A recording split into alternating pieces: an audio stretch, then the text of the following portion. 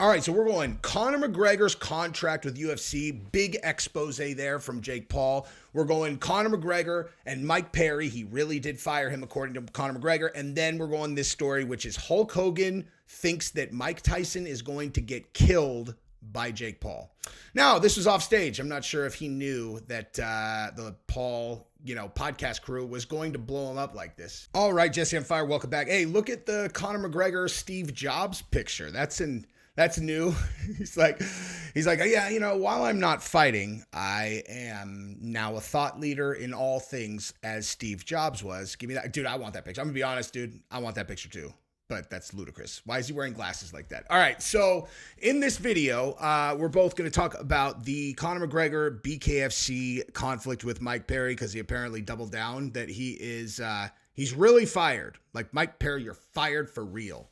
And then also, the Jake Paul conversation with Francis Ngannou got very interesting because he revealed why Conor McGregor is actually not fighting in the UFC.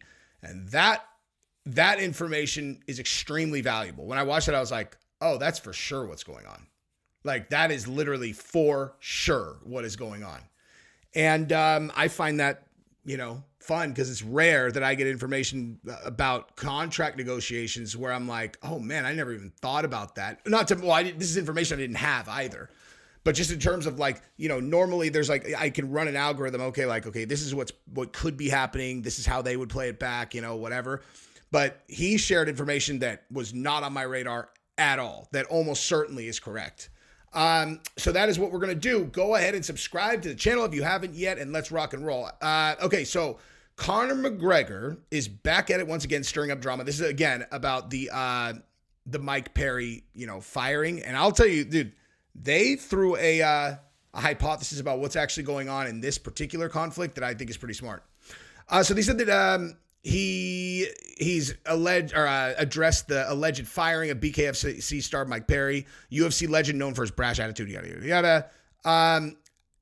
It all kicked off after a fan asked McGregor about Perry's status with the BKFC. Never wanted to shy away from the spotlight. McGregor dropped a cryptic response. See him since? ? And obviously all of this is in response to when Conor said that he was fired. You know what I mean? Like, Conor's like, yeah, dude, he's done after the Jake Paul fight. Now, I do have information about that situation that is relevant, like stuff that I don't think many people know. But so what Conor said after he fired him, because obviously Mike Perry he fought Jake Paul beat him up. And this is one of the main reasons that I have been discounting people's concern, people's ideas. Oh my God, look at Jake Paul's going to kill Mike Tyson. He's going to kill him. And I'm like, guys, again, just before I even get into the contract stuff, Mike Tyson could eat Mike Perry as an appetizer. Okay. Like, he is so much bigger than Mike Perry. It's almost crazy. Like, they are. Mike Tyson, as of this moment right now, probably weighs 50 pounds more than Mike Perry. For real. 50. Okay. 50. So, and Mike, dude, Mike Tyson's in shape. It's not a comparable fight. But anyway, so, but after Mike Perry lost, Conor said that. And the thing that I know that I'm not sure everybody else knows is this. Okay. So when Alan Belcher was the heavyweight champion for BKFC, okay, you remember there was all this weird stuff about, Alan Belcher's no longer the BKFC heavyweight champion. And he never lost. He never lost in BKFC. He just all of a sudden wasn't the champion again. Wasn't the champion anymore. What I know that no one knew, because I'm buddies with him, is what actually happened was he asked for permission to be able to go fight in that KSI card. I can't remember who he was originally supposed to fight. Oh, yes, I do. He was supposed to fight against Rockman's kid, the one that Jake Paul was supposed to fight, and then that guy couldn't make weight, so he pulled out, right? The first real boxer that would have been the same size or bigger, and Jake Paul was a stickler about the weight because I would imagine he's scared of the bigger guys, like Mike Tyson is. I don't know why everybody's discounting him. But anyway, so he asked for permission. They gave him permission to go do that fight. And then after getting permission and signing the bout agreement, then they changed their mind. BKFC changed their mind. And they're like, look, we don't want you to go do this fight and remain the BKFC champion. They're like, so if you're going to go do the fight, we got to strip you. And he's like, okay, but you already told me I could do it. I signed a bout agreement, you know? And so they basically put him in a position where he either had to forfeit his BKFC belt or do the fight. And he had already signed the bout agreement. What's super fucked about it is that when they got close to the fight, the Rockman pulled out. So he ended up fighting some YouTube nerd in that fight. So he got, got nothing out of it really. I mean, aside from the money, but he was the BKFC world champion. So they really did axe a heavyweight BKFC world champion because he went and fought in another organization.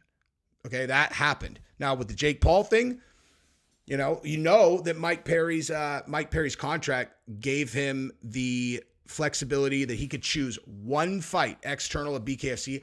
Let me ask you guys a common sense question. Why the fuck would they have done that? Why would they have put that in his contract? Where was Mike Perry going to make as much money as he was making in the BKFC deal? Okay, because the answer is nowhere.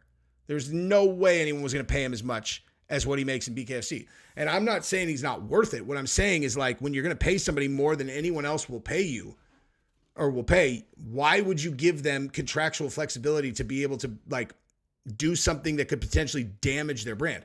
Now, I'm not saying that Feldman and Conor or whatever wouldn't have allowed him to go fight Jake Paul potentially, but they only would have done it if they thought Mike Perry was going to win. There's absolutely no upside in Mike Perry going out and getting worked by Jake Paul. Okay. Now, I will say I don't think there's a lot of downside either at this point. Now that, like, kind of the visual of that fight has worn off, I don't think there's a big downside. When Mike Perry fights BKFC, I'm going to watch. Bet your fucking life I'm going to watch. And if it was local, I would go to the show. I'm just like everybody else. I'm like you guys. I'm just a fan. So, I don't know. My personal feelings on things tend to be kind of like the consensus feeling most of the time with stuff like that. But that doesn't mean that Conor is not serious when he said that he fired him, right? But the other thing is, here's the thing, right?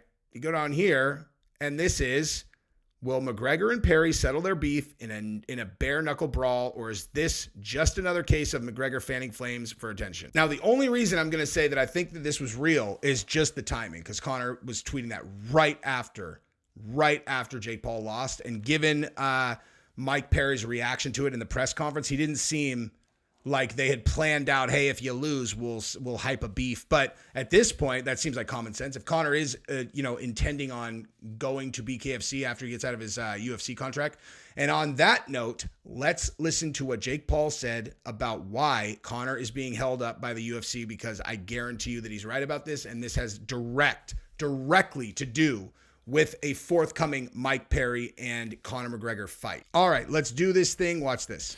So that's what's happening to Conor McGregor right now. For the people at home who don't understand it, basically, they're like, why is Conor not fighting? So Conor has 2 fights left on his fight deal, but the UFC is trying to renew their rights deal because they license their content, which are the fights, to platforms.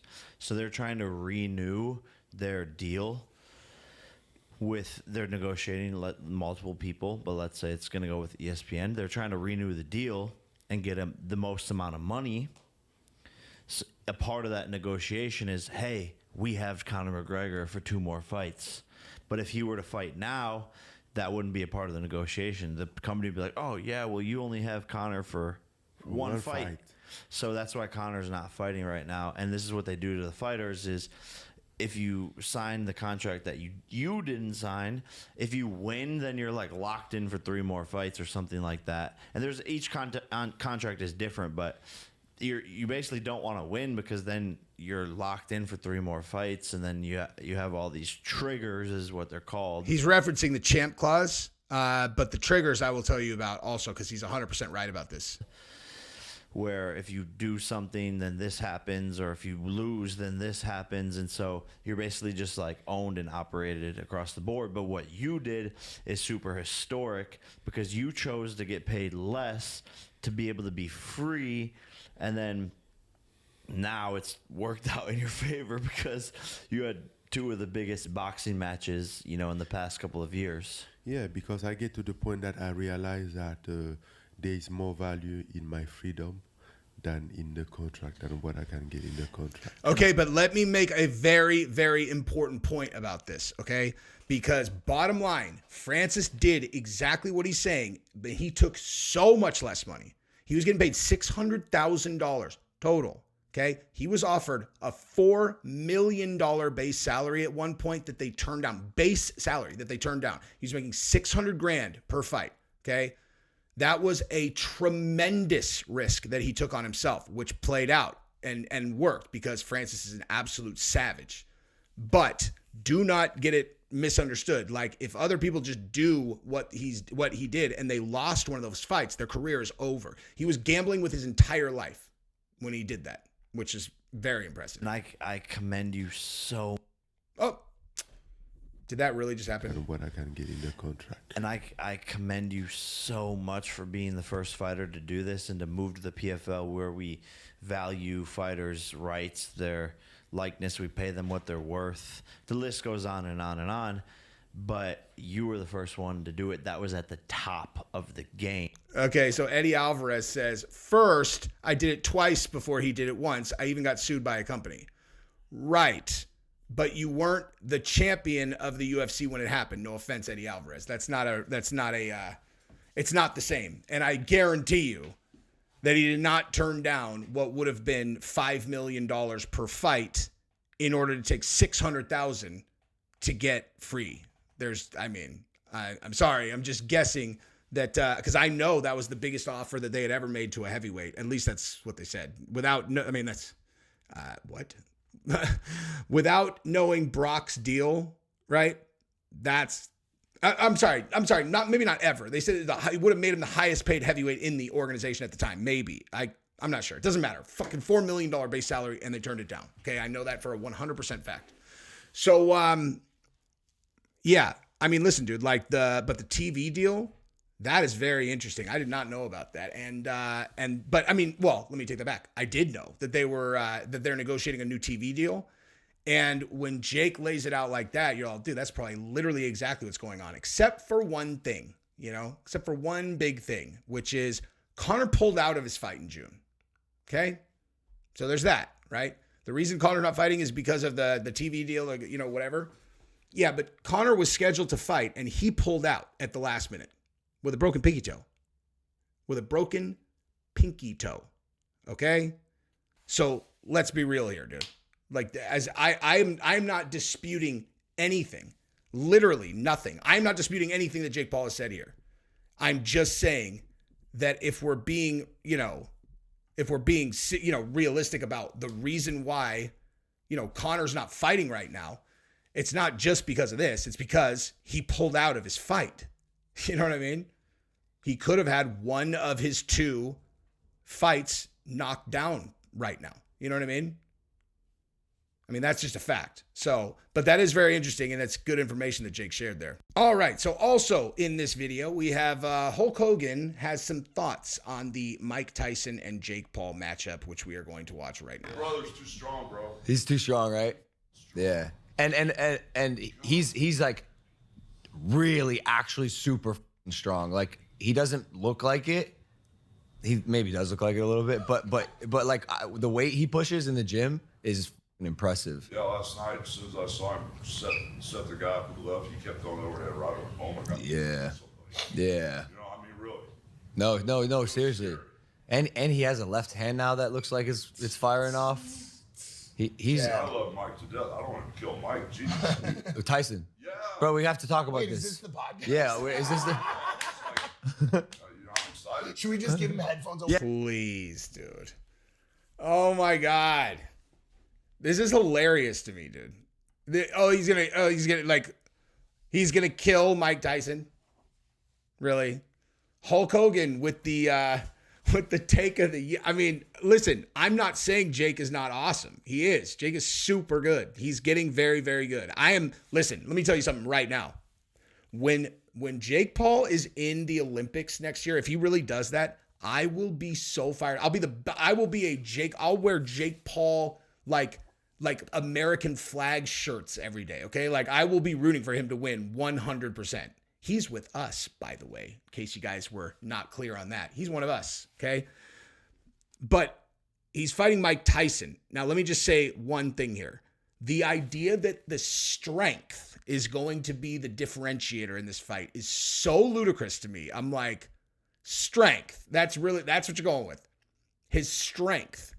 You're like, he's fighting Mike Tyson, dude. Like, we've all said, I mean, look at, that's 238, 240 pounds of absolute sheer, like, man strength. Mike Tyson is literally the most gifted, like, genetically gifted human ever born. Okay, Customato took one look at him when he was like a teenager. He's like, this kid's going to be the youngest heavyweight champion in the world. And he's on all kinds of, like hormone therapy. So he has he's got the testosterone of a young person. You look at him in the gym, like, and he's setting him up with the overhand right. Like, do you guys not get it? Mike Tyson is not going to get hit with any kind of rudimentary setups. That's not going to happen. That's not going to happen. And what is so hilarious, and every single time I talk about this, I bring this up because I think it's important to note, all right? Every time I talk about this, I tell you guys, when Evander Holyfield was about to fight Vitor Belfort, every single person in the world was like, oh my God, listen, this is a different level. Evander Holyfield's going to dominate Vitor Belfort. He's going to kill him, man. Like, this is a different level, man. It's a different level. And then Vitor went out and he beat up Evander badly, and he looked bad. Evander looked bad. And so every single person who said that Evander was going to torch Vitor, which was everyone, now is like, oh my God, Mike has no chance, man. He has no chance. And they literally don't realize that their opinion is like almost exclusively based on what happened between Vitor and Evander Holyfield. And all you have to do is go, are Vitor and Tyson the same right now? And the answer is fuck no. No, no, no.